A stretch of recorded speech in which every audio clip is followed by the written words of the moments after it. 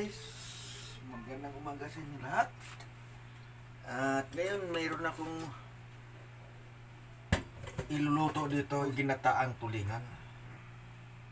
Ganito, maglalagay ako nito. Itong luya, itong sibuyas. Pagkatapos papatungan ko siya ng lalagyan ko siya ng dahon ng mustard. Yan. Tapos bago ko ilagay itong mga isda yan.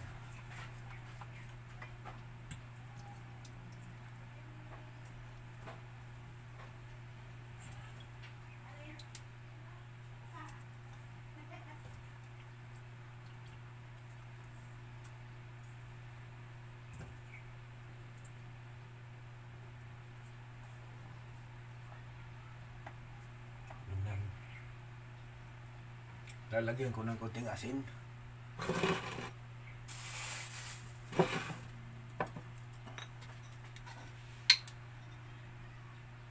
Pino. Iodized salt. Para magkakalasa na siya. Yan. Lagyan ko ng tubig. Kailangan ang tubig na apaw. Kasi isasain ko. Yan. Ang tubig niya. Alam niyo na ito eh. Pero i-try mo lang. I-try nyo ng ganito magluto. Napakasarap yan.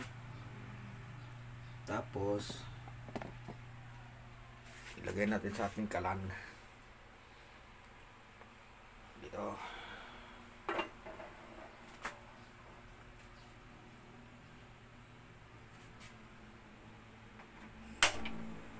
Yan. Tatakpan. Hintayin nating maluto. Habang sinasaing na natin ang ating tulingan, ako naman ay magpipiga ng kilodkod na niyog. Pipigain natin, kakatasin ko to. Ang unang piga at pangalawang piga. Dalawang una at pangalawa. So ang ilalagay ko dito unang piga, kahit isang tasa lang pwede na. Kaya kalahati mas gusto ko isang tasa. Yan, lagyan ko ng isang tasa ang tubig bago ko pipigain. Ito lang pagpipiga. Yan. Yung mga taga-probinsya, sanay na sanay nito. Araw na sa amin, sa Bisaya, ito ang ginagamit natin. Piga. Halimbawa, magagawa kami ng biko. Ganitong ginagawa ko. Pipigain. Wala kasing doon, hindi lata eh. Meron naman nabibili sa supermarket, hindi lata. Kung gusto mong hindi ka mahirapan, yun na. Kaagad. Instant gata yun. Sa akin, mano-mano lang to. So, dito ko ilalagay. Ayan. Bigayin ko siya. Unang katas. Yan ang espiso eh. Yan ang kata. Ika nga yung sa Tagalog itong gata. I mean, espiso. Yan. Siya.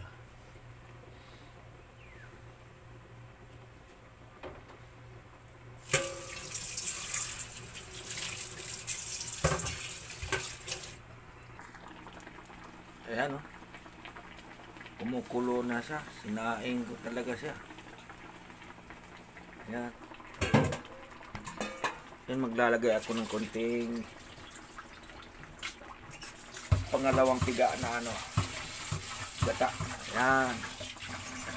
Yan muna.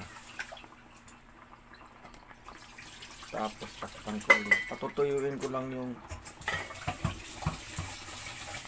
sabaw niya.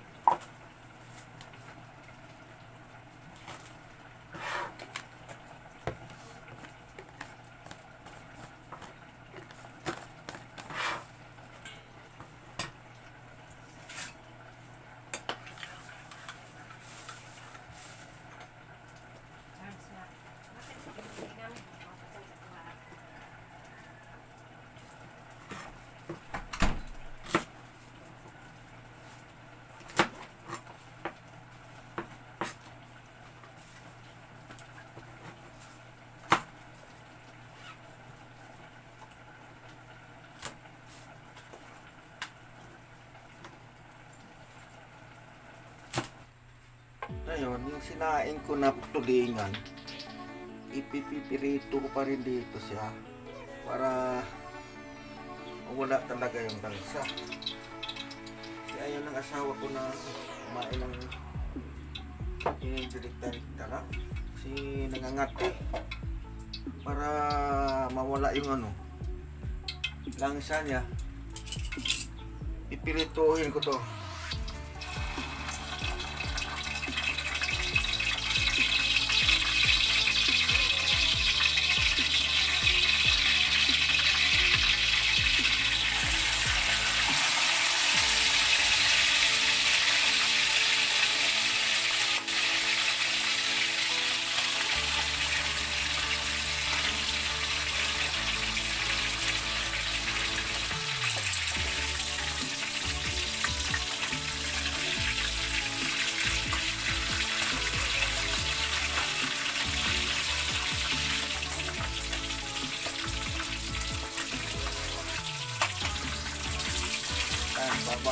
Balik rin natin para magpantay yung kapulan.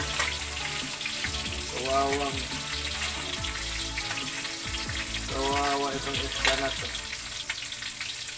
Kinain na, pinirito pa. Ayun. Buti na ito. Tanggal ko yung ulo. Yung iba nito hindi na sinasama yung ulo. Sa akin hindi naman sama. Sinama ko na lang. Pati buto nito. Sarap nito. Yan. Tanggal yung ulo nito.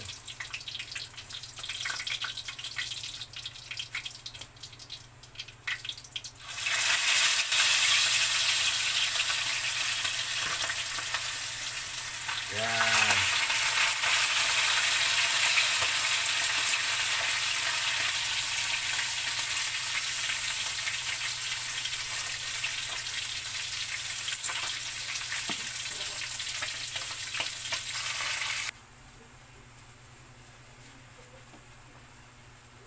Ito yung pangalawang piga. Yan, kukulo na siya. Pagkakulo, ilalagay na natin ang ating bawang.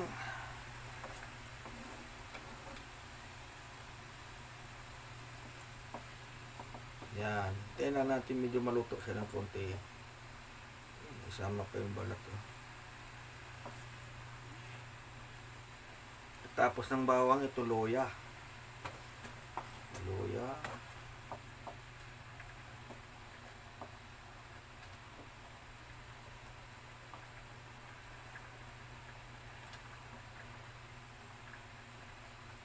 Ilalagay na rin natin itong ating sibuyas.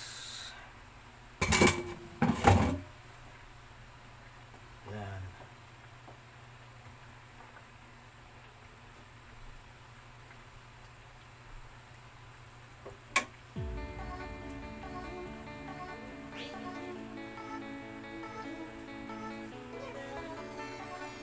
Maglalagay tayo ng konting suka.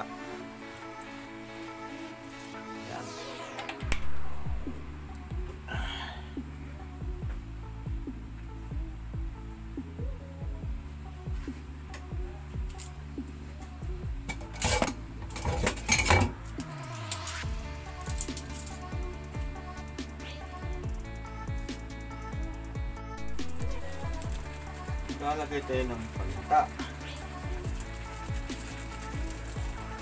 Durog, pamintang durog.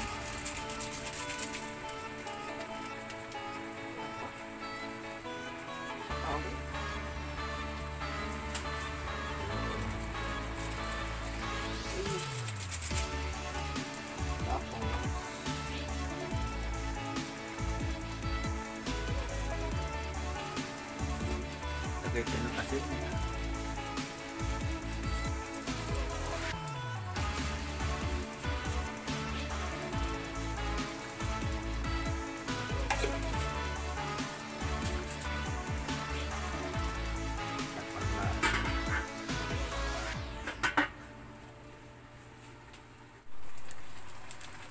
Lalagay tayo ng paminta.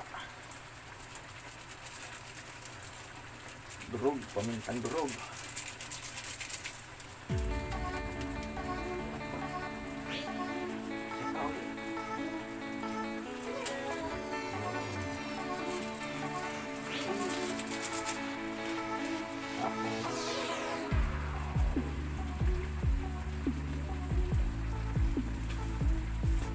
Lagay tayo ng asin.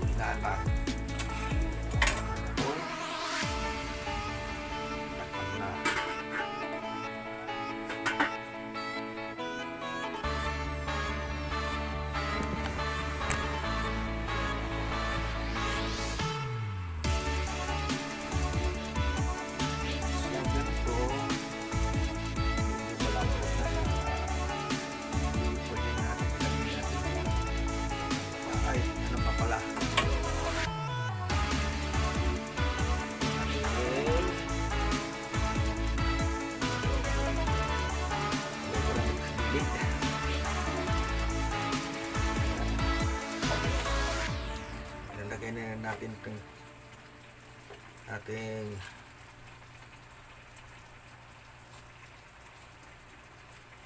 mustasa. Yan.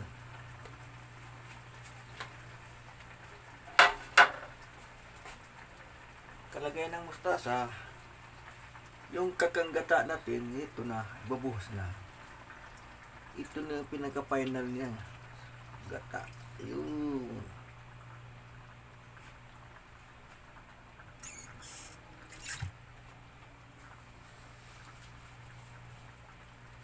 takpan. Maluluto na yan, malapit na. Kakain na tayo. Yan na yan. Konting saglit na lang. At ako'y gutom na.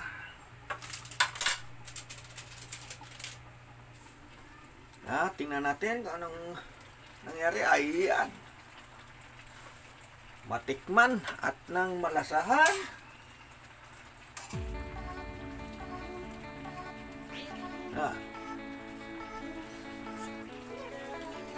Wow! Panalo. Ayan. Talaga, pagka ganito talaga, manda kang kanin ka. Bahaw ka man o ano, bagong saing, basta humanda ka.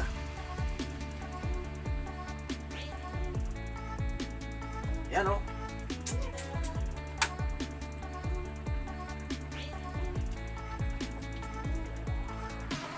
Super sarap. Ginataang tulingan. Kawawa ng tulingan to. Pinirito na. Sinaing mo na. Pinirito pa. Ginataan pa. Ay, pero ang resulta na napakasarap pala.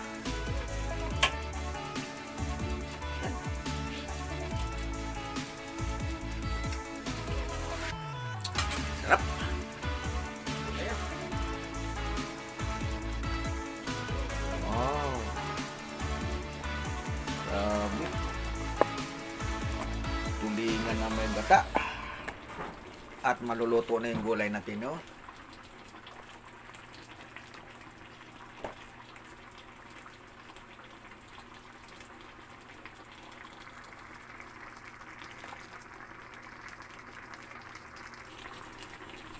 Ito na, luto na ito. Aha. Sarap nito. Okay.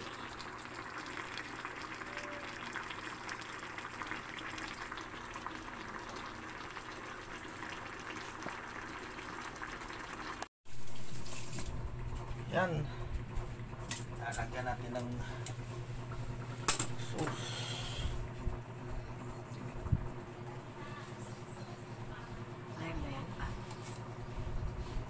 Ito ang kanyang gata. Yan. Sarap nito. Ano?